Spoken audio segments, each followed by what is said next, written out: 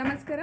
ಇವತ್ತಿನ ವಿಡಿಯೋದಲ್ಲಿ ಪ್ರಶ್ನೆ ಏನಪ್ಪ ಅಂತ ಅಂದರೆ, ಮೇಡಮ್ ಕೈಮದ್ದು ಬಿದ್ದಾಗ ವಿಪರೀತವಾಗಿ ಗ್ಯಾಸ್ಟ್ರಿಕ್ ಆಗ್ತಾ ಬರುತ್ತಲ್ಲ, ಇದು ಅದರಿಂದನೇ ಆಗುತ್ತಾ ಅಥವಾ ಹೇಗೆ ಅಂತೇಳಿ ತಿಳಿಸ್ಕೊಡಿ ಅಂತೇಳಿ ಕೇಳ್ಕೊಂಡಿದ್ದಾರೆ.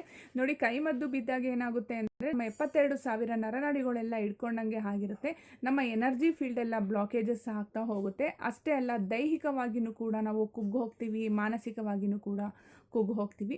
ಈ ಗ್ಯಾಸ್ಟ್ರಿಕ್ ಸಮಸ್ಯೆ ಅಂತ ಅನ್ನೋದು ಒಂದು 20% ನಮ್ಮ ದಿನಚರಿಯಲ್ಲಿ ನಾವು ಊಟದ ಒಂದು ಬದಲಾವಣೆ ಆದಾಗ, ನಮ್ಮ ಆಹಾರ ಪದ್ಧತಿ ಕ್ರಮದಲ್ಲಿ ಏನಾದರೂ ಸ್ವಲ್ಪ ವ್ಯತ್ಯಾಸ ಆದಾಗ ಗ್ಯಾಸ್ಟ್ರಿಕ್ಕು ಕಾಮನ್ ಆಗಿ ಎಲ್ಲರಿಗೂ ಬರೋ ಅಂಥದ್ದು, ಅದು ರಿಮೂವ್ ಆಗ್ತಿರುತ್ತೆ, ಬರ್ತಾ ಇರುತ್ತೆ. ಇನ್ನೊಂದು 80% ಏನಪ್ಪ ಅಂದರೆ, ಈ ಕೈಮದ್ದು ಬಿದ್ದಾಗ ಏನಾಗುತ್ತೆ, ಕೆಲವೊಬ್ಬರು ಸಿಕ್ಕಾಬಟ್ಟೆ ಊಟ ಮಾಡ್ತಾರೆ, ಮತ್ತಿನ್ನು ಕೆಲವೊಬ್ಬರು ಊಟನೇ ಮಾಡೋದಿಲ್ಲ. ಈ ಆಹಾರ ಪದ್ಧತಿ ಕ್ರಮದಲ್ಲಿ ತುಂಬ ವೇರಿಯೇಷನ್ ಆಗ್ತಾ ಇರುತ್ತೆ. ಮತ್ತು ಅಷ್ಟೇ ಅಲ್ಲದೆ ನಾವು ತಿಂದಂಥ ಫುಡ್ಡೂ ಕೂಡ ಅಷ್ಟೇ ಸರಿಯಾದ ರೀತಿಯಾಗಿ ಜೀರ್ಣ ಆಗ್ತಾ ಇರೋದಿಲ್ಲ, ಅಜೀರ್ಣ ಆಗುತ್ತೆ, ಹೊಟ್ಟೆ ನೋವು ಬರೋ ಅಂಥದ್ದು, ಬಾತ್ರೂಮ್ಗೆ ಹೋಗೋದಕ್ಕೆ ಆಗೋದಿಲ್ಲ. ಈ ಥರದ ಒಂದು ಸಮಸ್ಯೆ ಈ ಕೈಮದ್ದಿನಿಂದ ಉಂಟಾಗ್ತಾ ಹೋಗುತ್ತೆ. ಇದಿಷ್ಟೇ ಅಲ್ಲ, ಅದು ಯಾವಾಗ ಸ್ಟ್ರಕ್ ಆಗ್ತಾ ಹೋಗುತ್ತೋ, ಸ್ಟ್ರಕ್ ಆಗಿದ ಆದಮೇಲೆ ನಮಗೆ ದೈಹಿಕ ಶಕ್ತಿನೂ ಕೂಡ ನಾವು ಕಳ್ಕೊಳ್ತಾ ಹೋಗ್ತೀವಿ. ನಮ್ಮ ನರನಾಡಿಗಳಲ್ಲೆಲ್ಲ ಶಕ್ತಿ ಎಲ್ಲ ಕುಂಠಿತಗೊಳ್ತಾ ಬರುತ್ತೆ. ಇದರಿಂದ ಸಮಸ್ಯೆ ಏನಪ್ಪ ಆಗುತ್ತೆ ಅಂತ ಅಂದರೆ, ಇವಾಗ ನಾವು ಕೆಲವು ಕಡೆಯಲ್ಲೆಲ್ಲ ಹೋಗಿ ತೋರಿಸಿದಾಗ ಗ್ಯಾಸ್ಟ್ರಿಕ್ ಟ್ಯಾಬ್ಲೆಟ್ ಅಂತೇಳಿ ಬರೆದಿರ್ತಾರೆ.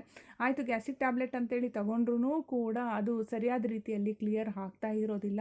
ಈ 20% ಈ ಕಾಮನ್ ಆಗಿ ಬಂದಿರತಕ್ಕಂಥ ಗ್ಯಾಸ್ಟ್ರಿಕ್ ಏನಿದೆ ಅದೆಲ್ಲ ರಿಮೂವ್ ಆಗ್ತಾ ಹೋಗುತ್ತೆ. 80% ಏನಿರುತ್ತಲ್ಲ ಅದು ರಿಮೂವ್ ಆಗೋದಿಲ್ಲ, ತುಂಬ ಟೈಮ್ ತೊಗೊಳುತ್ತೆ.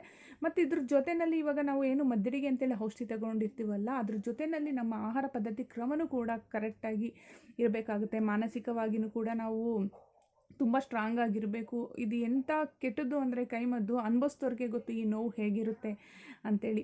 ಇದರಿಂದ ಮತ್ತೆ ಇನ್ನೂ ಒಂದು ಸ್ಟೆಪ್ಪು ಹೋಗೋದಾದರೆ, ಕೆಲವೊಬ್ಬರಿಗೆ ಹಾಸ್ಪಿಟ್ಲಿಗೆ ಸಂಬಂಧಪಟ್ಟಿರ್ತಕ್ಕಂಥ ಸಮಸ್ಯೆಗಳೆಲ್ಲ ದೈಹಿಕವಾಗಿ ಮತ್ತು ಮಾನಸಿಕವಾಗಿಯೂ ಕೂಡ ಉಂಟಾಗ್ತಾ ಹೋಗುತ್ತೆ. ಈ ಸಮಸ್ಯೆನ ಎದುರಿಸೋದು ಬಹಳನೇ ಕಷ್ಟಕರವಾಗಿರುತ್ತೆ. ಯಾಕೆ ಅಂತ ಅಂದರೆ, ಆ ಒಂದು ಮದ್ದಡಿ ಅನ್ನೋದೇ ತುಂಬ ಡೇಂಜರಸ್ ಆಗಿರ್ತಕ್ಕಂಥದ್ದು.